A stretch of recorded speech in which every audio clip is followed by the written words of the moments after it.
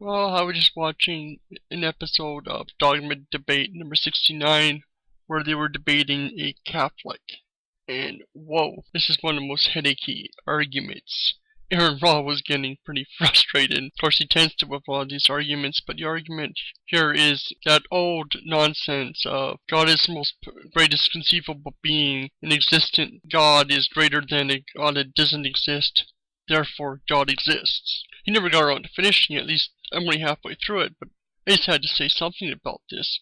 You can't argue something into existence. Something exists, whether it exists or not, you can argue for it. And you can't just input criteria and then say, aha, this exists. That's not how it works. Just because something is conceivable, just because you've argued in such a way that it is impossible for something not to exist, well then, you haven't shown anything. This is just completely ignoring how these things work. You know, a being that doesn't exist has all the criteria and all the evidence of the God most people worship, because there's no evidence for it. And you can't just create something. As I've said before, logic in, garbage out.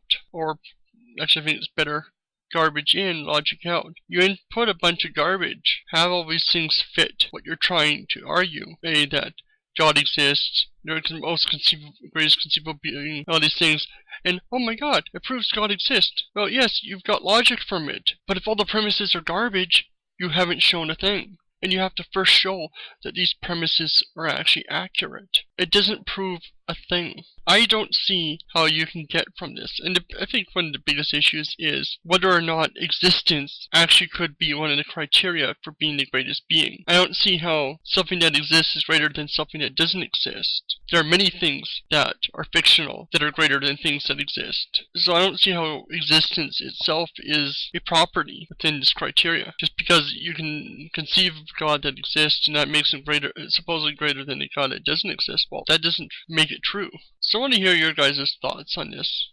Rate, comment, subscribe. Here, tell me what you think. Do you guys hate this kind of an argument? Does it drive you up the wall, or what?